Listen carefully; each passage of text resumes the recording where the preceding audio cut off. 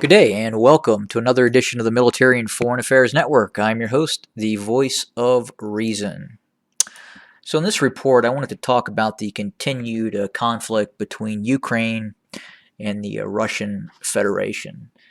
Specifically, just recently, there has been a report put out by a security and military and security analyst, Pavel Felgenhauer.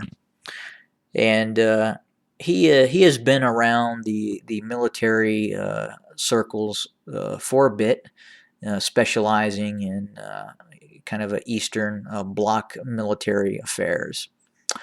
And this analyst claims that the decision for Russia to launch a military operation into Ukraine has already been decided upon. And in this article, he talks about the plan that he believes is already been put into motion. And this operational plan would have would see a major armored thrust through from this direction into Kharkiv. He also claims that there would be a very large amphibious landing east of Odessa.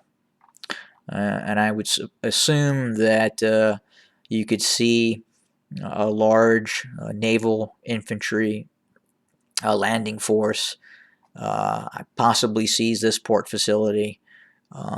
It would appear that there is not a lot of urban density near this. There's not a lot of foliage or anything of that type of concern. So Russian aircraft and attack helicopters would have an unobstructed view of the area as they would attack and seize control of this port and establish a beachhead. The other issue is a thrust through Mariupol to then seize the land bridge to Crimea, and then obviously we've now seen up to roughly 5 battalions of airborne infantry that have been deployed to Crimea. There's also been some heavy units moved into Crimea as well. I would assume that other naval infantry elements have been moved to Sevastopol as well in anticipation for some sort of amphibious operation, if in fact that does occur. So what would be the purpose of major military landings east of Odessa? A thrust to seize the land bridge to Crimea, and then an armored thrust into eastern Ukraine, farther to the north of the eastern separatist enclave. Well, I think that sort of operation would be to drive the Ukrainian government to the table to figure out some sort of long-term agreement that could be made if in fact this would occur. And I believe an aggressive operation that could threaten Odessa and a move into western Ukraine via the amphibious capabilities of the Russian Federation could cause great disruption for the Ukrainian military. It could draw forces, obviously it would draw forces from the Russian border, from the eastern separatist regions, and really kind of make the Ukrainians fight a multiple front war. So you would have fighting that would be occurring east of Odessa. You would have fighting that would be occurring along the Crimea. You would have fighting that would be occurring around Mariupol and the eastern separatist regions, and then you would have this armored thrust towards Kharkiv. And that, I believe, the intent, again, of that operation would be to draw the Ukrainians to the bargaining table and resolve this conflict one way or another. Now, I would assume that a lot of these decisions in terms of what happens next would depend on the success of the Russian operation. If the Russians meet little resistance and the Russian cruise missile strikes that would occur throughout the Ukraine thoroughly demoralize the Ukrainian army, you could see further action, further aggressive action.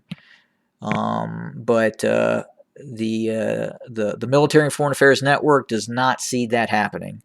I don't believe that an aggressive operation would be successful. I think there would be some initial successes depending on where this operation would launch. I mean, given surprise, and if there was an operation launched, an amphibious operation launched east of Odessa, it could probably see some success, but at the same time, it could probably then be contained. And if they're not able to seize Odessa or another major area, they could come under a fairly significant conventional heavy artillery attack very, very quickly, especially the beachheads and the port facilities that would have been seized. The issue also is, could we see a breakout in eastern Ukraine, where there is a significant volume of forces of the Ukrainian army in both static and mobile defensive positions? Would we see a breakout? I don't know. That we would have to wait and see if that would actually occur and how much success the Russian operation would see in eastern Ukraine.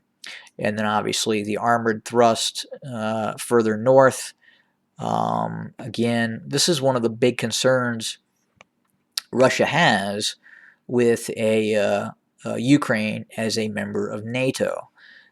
This is very flat, open ground, and having a NATO satellite state with no major terrain barrier, no major river, no major mountains, it's a concern for Russia.